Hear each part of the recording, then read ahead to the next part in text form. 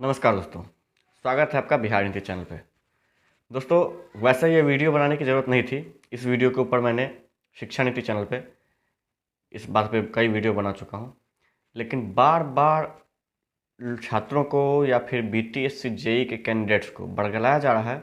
इसलिए मैंने सोचा कि एक बार इस चैनल के माध्यम से भी एक वीडियो बना देता हूँ ताकि आप लोग सतर्क रहें, क्योंकि कुछ यूट्यूबर भी इस मामले में ज़्यादा ही छात्रों को बरगलाने की कोशिश कर रहे हैं। कैंडिडेट्स को, जो बीटीएससी जेई के अभ्यर्थी हैं उनको।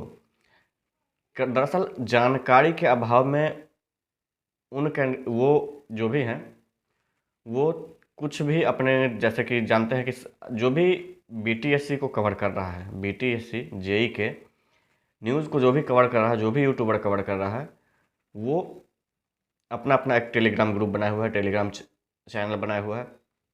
मेरा भी है, आप भी जानते हैं, शिक्षा नीति के नाम से। तो सभी कैंडिडेट्स उसमें जुड़े हुए हैं, हर कैंडिडेट्स हर ग्रुप में जुड़ा हुआ है। इसमें कोई गलती नहीं है, कोई दो राय नहीं है। अच्छा बात है, क्योंकि सभी को यूनाइट रहना चाहिए। सबसे पहले इन सभी बातों से पहले सबसे पहले मैं आपको क्लियर कर देना चाहता हूं कि बीटीएससी जेई का रिजल्ट, जो मेरी अवधारणा है वो ये है कि सभी कुछ साफ होकर, जो भी फर्जी अभ्यर्थी हैं उन सभी को हटाकर, सब कुछ साफ करके, मैं भी चाहता हूं कि आज, अभी और इसी वक्त रिजल्ट जारी हो जाए। क्योंकि इससे दो बातें होंगी। एक तो रिजल्ट आने से जो कैंडिडेट्स बेरोजगार हैं उनको रोजगार मिलेगा। दूसरा, अगली जो भी वैकेंसीज है उसका रास्ता साफ हो जाएगा। कम से कम जो फॉर्म नहीं भरे हैं वो लड़ तो सकते हैं कि भाई वैकेंसी दो। अभी तो उनके पास, सरकार के पास भी, आयोग के पास भी बहाना है कि मेरा तो एक वैकेंसी क्लियर नहीं हुआ है, दूसरे पर हम क्या ध्यान दें।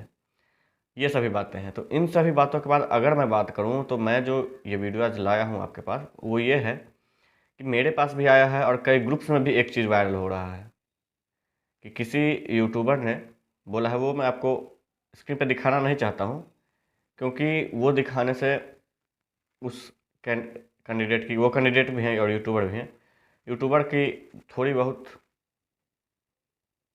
इमेज पे उसके पड़ता है। तो मैं किसी को डिमोरलाइज करना नहीं चाहता। मैं डिमोरलाइज अगर करता हूँ तो सिर्फ नेताओं को करता हूँ। मैं किसी को अगर डाउन दिखाना चाहता हूँ तो वो बस नेताओं को, आयोग को। मैं किसी पर्सनली किसी कैंडिडेट को डिमोरलाइज या फिर उसको डाउन दिखाना नहीं चाहता। ये बातें क्लियर हो गए हैं। अब बात क्या था उसमें, मैं बता रहा हूँ। उसमें यह था कि जब बीटीएससी ने पीआरडी से फर्जी कैंडिडेट्स का लिस्ट मांगा, तो उस लिस्ट के बारे में उस यूट्यूबर ने बोला कि अब एक भी फर्जी नहीं बचेगा, और जो बचेगा, उनके कहने का मतलब, तो जो बचेगा वो बाद में डॉक्यूमेंट वेरिफिकेशन में ज्वाइनिंग के बाद बाहर हो ही जाएगा। तो अब मैं कह रहा हूँ कि इससे गलती क्या है, उसमें खामियां क्या है, वो आप जान लीजिए। सबसे पहली खामी कि बीटीएससी जो रिजल्ट दे रही है वो वन टाइम दे रही है। वन टाइम दे रही है, इसका मतलब ये है कि अगर ज्वाइनिंग के बाद कोई कैंडिडेट बाहर भी होता है तो न तो वेटिंग है, और वेटिंग का तो प्रावधान ही नहीं है, न वेटिंग है, तो वो कैंडिडेट बाहर नहीं होगा। वो बाहर भी होगा तो किसी जेन्युइन कैंडिडेट को जॉब नहीं मिलेगा। नंबर वन, ये आप क्लियर रखें। नंबर टू, जो उस पोस्ट में डाला गया है टेलीग्राम ग्रुप में, उसमें ये भी डाला गया है, दरअसल वो मेरा स्क्रीनशॉट मेरे पास वो आया है, वो ये भी डाला गया है कि जो बाहर हो जाएगा बाद में। तो आप एक चीज़ हमेशा याद रखें कि बीटीएससी जेई के ज्वाइनिंग के बाद डॉक्यूमेंट वेरिफिकेशन नहीं होने वाला है।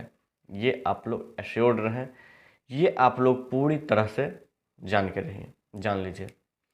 क्यों नहीं होना है वाला है वो जान लीजिए। अगर आप एलआरसी को देख रहे हैं कि एलआरसी ज्वाइनिंग के बाद कैंडिडेट्स को हटा रहा है, तो आप एलआरसी का ये भी रूल देख लीजिए कि एलआरसी ने जब काउंसलिंग करवाया था उसके 15 से 20 दिन बाद रिजल्ट देकर ज्वाइनिंग करवा लिया था। उन्होंने डॉक्यूमेंट वेरिफिकेशन नहीं किया था। डॉक्यूमेंट वेरिफिकेशन जो विभागीय तौर पे होता है वो एलआरसी ज्वाइनिंग के बाद, सैलरी चालू होने के बाद करवा रहा है। और वो अभी तक, जो कि आज भी मैंने एक वीडियो बनाया है शिक्षा नीति चैनल पे, जिस पर आपने देखा होगा कि 56 कैंडिडेट्स को बाहर किया गया है। तो ये सभी बातें हैं।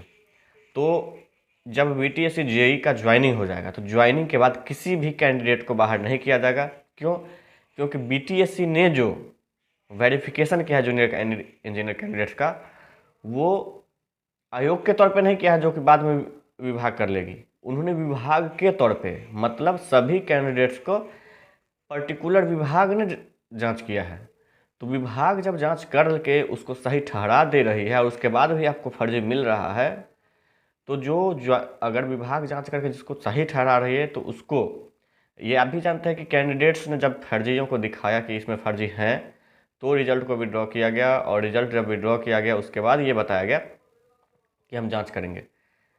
तो अगर ये बातें नहीं आती और ज्वाइनिंग हो जाता, तो ज्वाइनिंग के बाद आप भी जान लीजिए कि दोबारा वेरिफिकेशन नहीं होने वाला था, क्योंकि वो विभागीय वेरिफिकेशन था, विभाग ने वो वेरिफिकेशन किया था। तो इन सभी बातों के बाद मैं ये आप लोगों से कहना चाहता हूँ, तो मेरे कहने का मतलब ये है दोस्तों कि जब भी विभागीय वेरिफिकेशन हो चुका है, तो उस वेरिफिकेशन के बाद दोबारा वेरिफिकेशन की बात आप लोग पूरी तरह से भूल जाइए। विभागीय वेरिफिकेशन के बाद जब उसको जांच में ठहरा दिया गया है कि सही है, तो वो सही है, उसका दोबारा कोई भी डॉक्यूमेंट वेरिफिकेशन नहीं होने जा रहा है। और चूंकि डॉक्यूमेंट वेरिफिकेशन नहीं होगा, तो ये भी आप लोग एश्योर्ड रहिए कि उन कैंडिडेट्स को बाहर नहीं किया जाएगा। उनको बाहर करने का आप लोगों के पास एक ही लास्ट उपाय हो जाएगा कि अपना पैसा खर्च करके कैंडिडेट्स को फाइंड कीजिए। कैंडिडेट फाइंड करने के बाद आप उस पर केस करेंगे तो वो कैंडिडेट बाहर हो जाएगा। और किसी पर्टिकुलर कैंडिडेट पे केस करने के टाइम आप कर तो सकते हैं, आप स्वतंत्र हैं कि उस कैंडिडेट के कैंडिडेचर को आप रद्द करवा सकते हैं कि वो फर्जी है, लेकिन उसके लिए आपको खुद के जेब से पैसा खर्च करना पड़ेगा। और उसका ये होगा कि उसके बाद आपको जब उस कैंडिडेट को आप हटवाएंगे तो उस कैंडिडेट के जगह पे आपको जॉब मिल सकता है, ये प्रावधान है। लेकिन इसका कहीं से भी ये मतलब नहीं है कि आप लोग, जिसका एक बार ज्वाइनिंग हो जाएगा उसके ज्वाइनिंग के बाद डिपार्टमेंट अलग से वेरिफिकेशन करवाए। डिपार्टमेंट अलग से वेरिफिकेशन नहीं करवाने वाली है। इन बातों को लेकर आप लोग श्योर रहिए।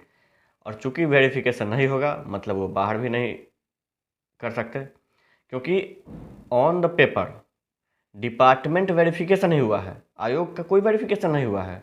आयोग फूक फूक के अपना कदम रखा ये थी कि ताकि अगर ऐसा कुछ ज़रूरी पड़े तो हम लोगों पे कोई उंगली ना उठा सके, इसलिए आयोग ने ऐसा किया कि उन्होंने खुद डिपार्टमेंट के स्टाफ को बुलाया और उनको बोला कि आप लोग जहाँ जहाँ के कैंडिडेट हैं वहाँ वहाँ जाइए और वहाँ आप लोग वेरिफिकेशन करवा के लाइए।